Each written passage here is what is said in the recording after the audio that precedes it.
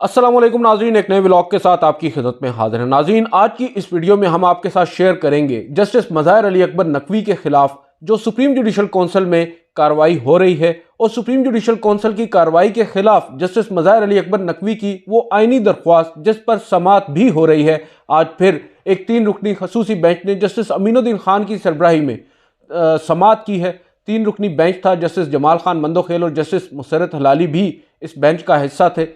और आज जो समाअत हुई है वो गुज़िश्ता रोज़ की समाअत का ही एक तसलसल था, जिसमें इससे पहले कि आज की समाअत के बारे में आपको बता दें, उससे बड़ी एक डेवलपमेंट आज जस्टिस मज़ाहिर अली अकबर नकवी के केस में हुई है। और वो डेवलपमेंट है जस्टिस एजाजुल एहसन की तरफ से एक ऐसी चीज़ सामने आई है जिसमें अब ये पूरा केस ही एक नया रुख इख्तियार कर गया है। कुछ एक्सक्लूसिव इंसाइट है वो आपके साथ शेयर करेंगे।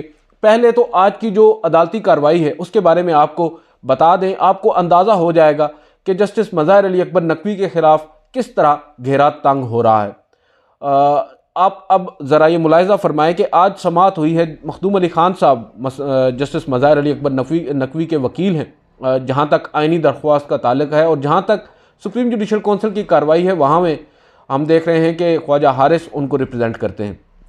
मखदूम अली खान साहब ने गुज़िश्ता रोज़ भी एक नुक्ते पर आर्ग्यूमेंट्स दिए, और वो नुक्ता ये था कि जो अदालती कार्रवाई है या जो उनकी आइनी दरख्वास्त है उसमें जो शिकायत कुनंदगान हैं जिन्होंने in the first place justice Mazahir Ali Akbar Naqvi के खिलाफ सुप्रीम जुडिशल कौंसिल में शिकायत दर्ज की हैं, उनको फरीक नहीं बनाया और ना ही बनाना चाहते हैं।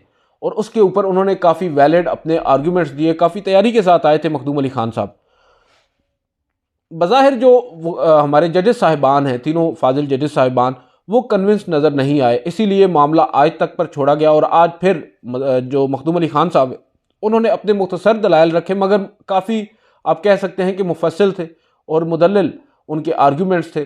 उन्होंने अदालत के सामने मुख्तलिफ मिसालें भी रखी कि अगर आज जो शिकायत कुनंदगान को हम फरीक बनाते हैं इस दरख्वास्त के अंदर, या सुप्रीम कोर्ट ऑफ पाकिस्तान ये हुक्म दे देती है, तो सुप्रीम कोर्ट एक नया दरवाज़ा खोल देगी। कल को किसी भी फाजिल जज के खिलाफ कोई शिकायत कुनंदा सुप्रीम जुडिशल कौंसिल में जाता है, सुप्रीम जुडिशल कौंसिल उस दरख्वास्त को या उस शिकायत को मुस्तरद करता है या करती है, तो वो जो शिकायत कुनंदा होगा उसको 184(3) के तहत एक नया रास्ता मिल जाएगा सुप्रीम कोर्ट ऑफ पाकिस्तान में सुप्रीम जुडिशल कौंसिल के खिलाफ दरख्वास्त दायर करने का।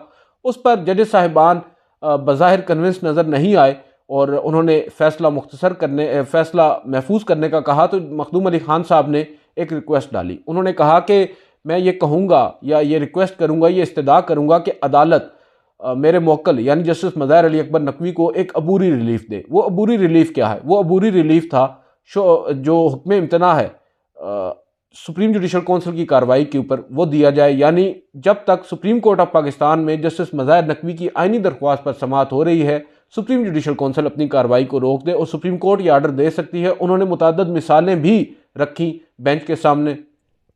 बहरहाल अदालत ने कहा कि हम वापस आकर आपको बताते हैं। 10 मिनट के बाद अदालत वापस आई। अदालत ने कहा कि आपकी जो इस्तदाद थी फरीक ना बनाने की, वो हम मुस्तरद करते हैं और आप अपनी आइनी दरख्वास्त को अमेंड करें और उनको फरीक बनाएं जो शिकायत कुनंदगान हैं।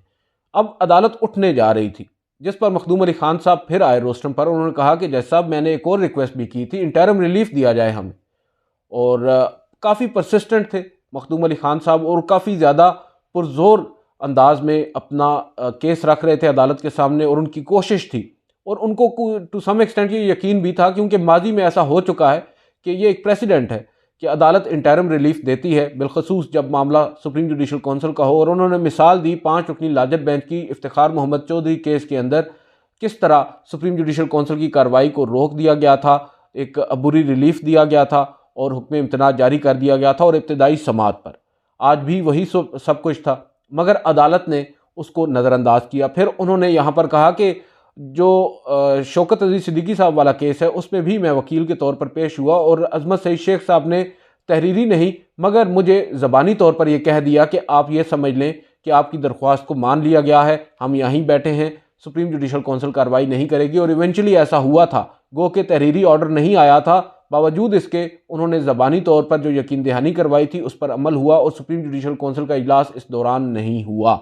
अब यहाँ पर आकर जैसे मखदूम अली खान साहब ने अदालत को ये कहा और हम एक्सपेक्ट कर रहे थे कि ये इंटरम रिलीफ दे दिया जाएगा, मगर शायद जजेस का माइंड पहले से बन चुका था और वो नहीं चाहते थे, वो ये समझते थे। बिलखसूस जस्टिस अमीनुद्दीन खान जो बेंच को हेड कर रहे थे, उनका ये कहना था कि हमने तो अभी मेरिट्स को सुना ही नहीं है, जब मेरिट्स को सुनेंगे, ये तो प्रिलिमिनरी हेयरिंग थी और इसके ऊपर तो हम इस तरह का रिलीफ आपको नहीं दे सकते। जस्टिस जमाल खान मंदोखेल ने पूछा कि सुप्रीम जुडिशल काउंसिल का इजलास कब है। बताया गया कि 11 जनवरी को इजलास है, 2 दिन के बाद। उस पर उन्होंने कहा कि चले, बहरहाल जो वो सुप्रीम जुडिशल काउंसिल है वो एक कॉन्स्टिट्यूशनल बॉडी है, वो अगर हमारे फैसले को नज़रअंदाज कर दें तो इस तरह का उन्होंने आर्गूमेंट लिया। इवेंचुअली उन्होंने इस्तदा मुस्तरद कर दी और अबूरी रिलीफ नहीं दिया। कहानी यहाँ ख़त्म नहीं होती।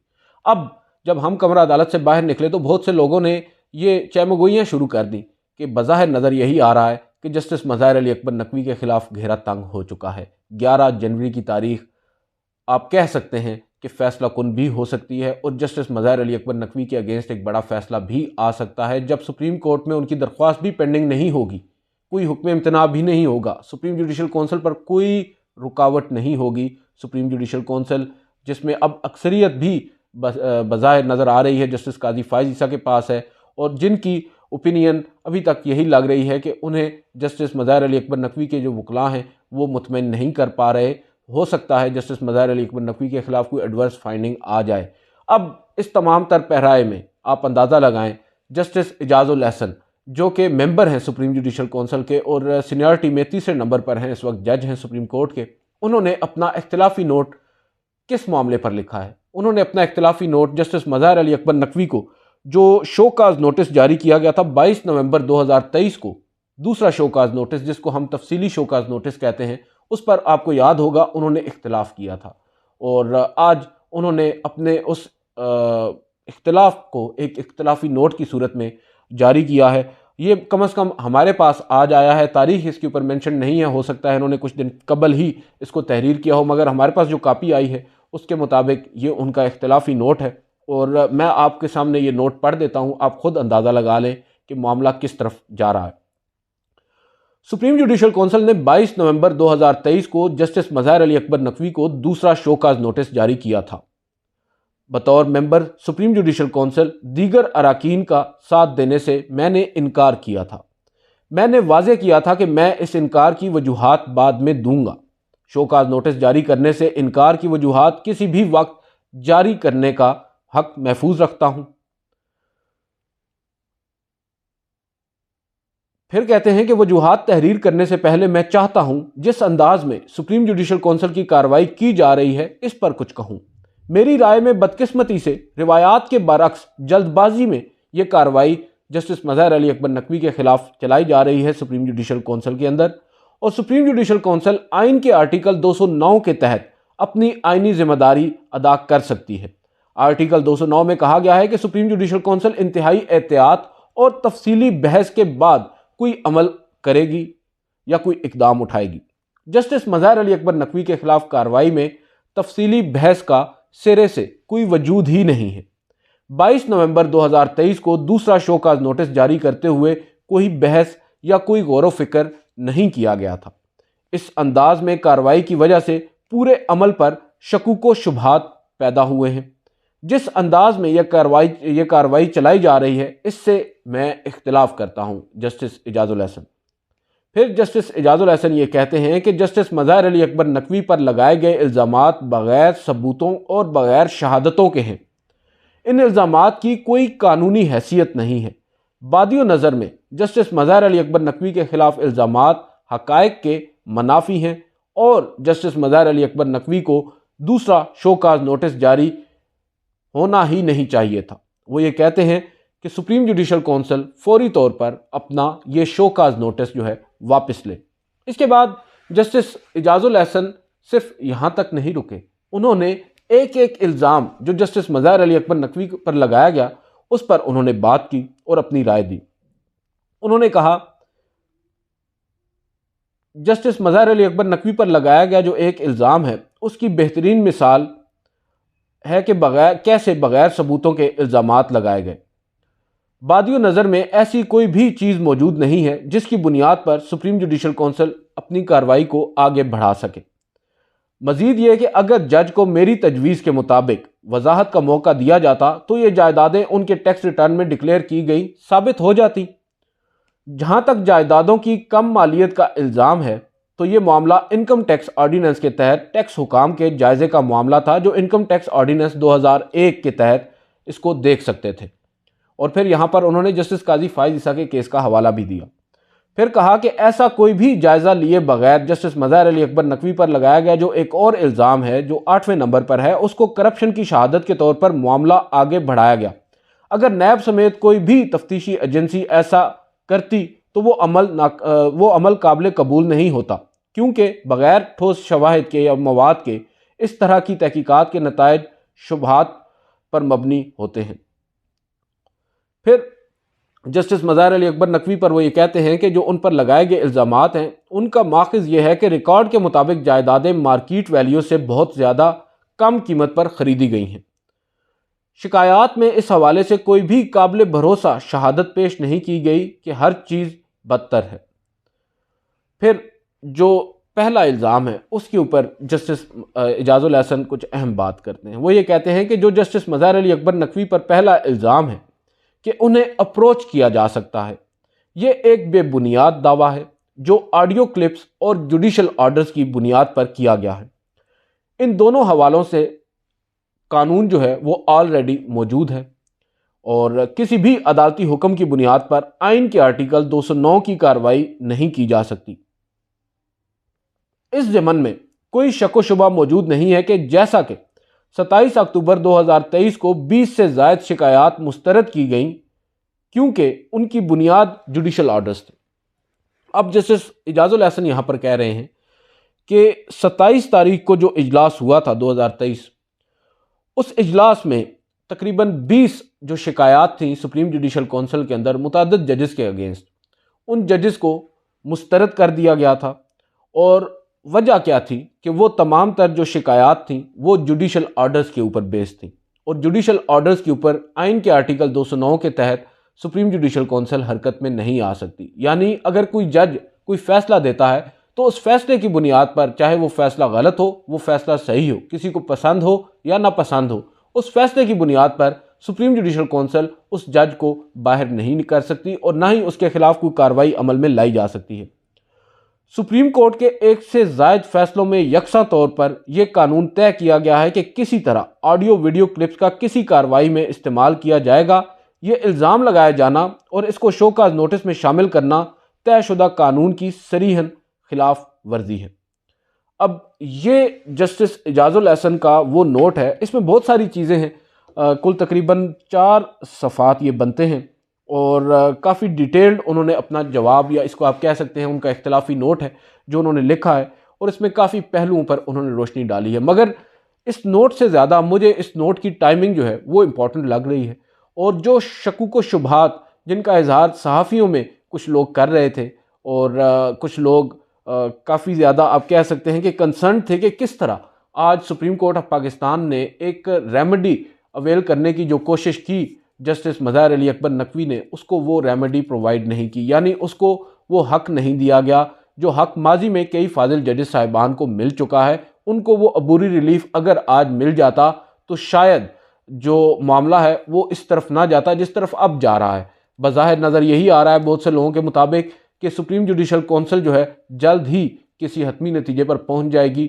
और वो हतमी नतीजा बज़ाहिर जस्टिस मज़हर अली अकबर नकवी के हक़ में होता नज़र नहीं आ रहा।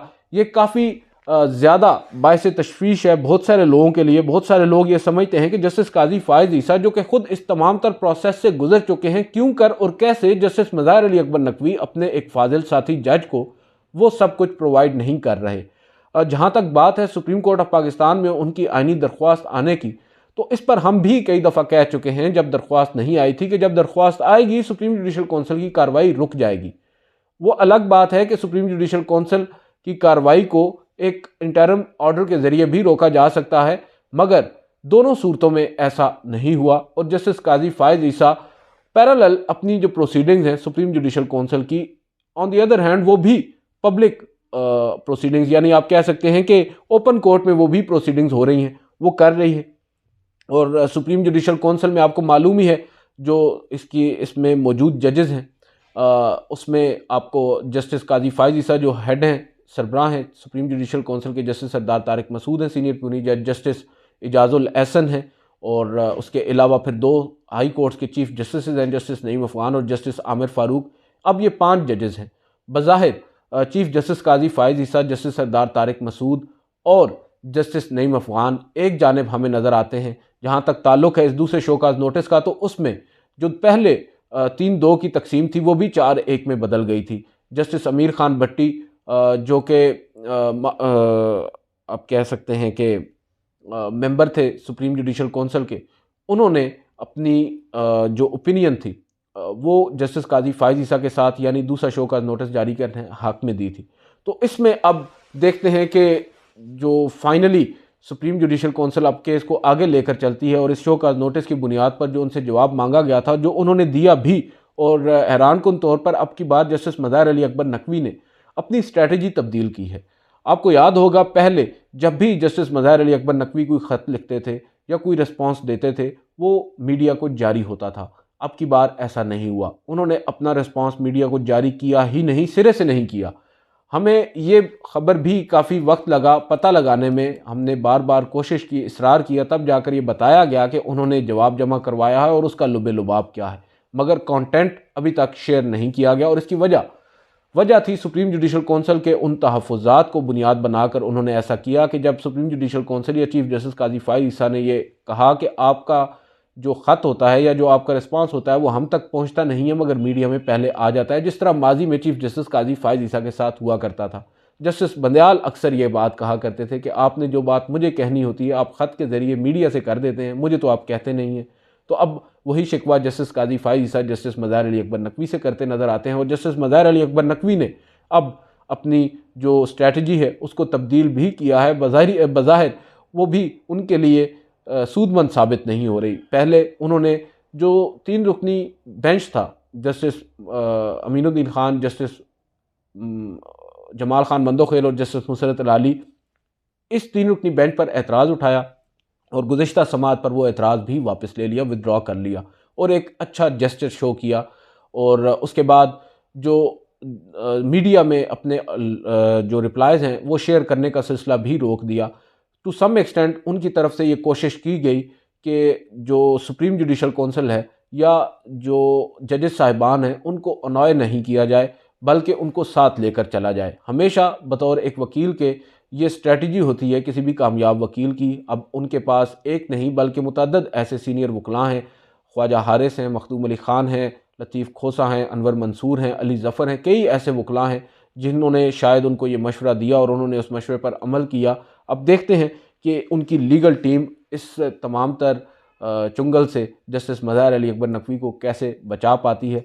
अब 11 तारीख को जो होने वाली सुप्रीम जुडिशल काउंसिल की कार्रवाई है वो काफ़ी ज़्यादा इंपॉर्टेंट है और तमाम तर नज़रें उसी पर लगी हुई हैं। देखते हैं क्या होता है। ये भी हो सकता है कि जस्टिस मज़ाहिर अली अकबर नकवी को रिलीफ मिल जाए, वो रिलीफ जो वो एक्सपेक्ट भी ना कर रहे हों। आज की इस वीडियो से इतना ही, इजाज़त दीजिए, अल्लाह हाफ़िज़।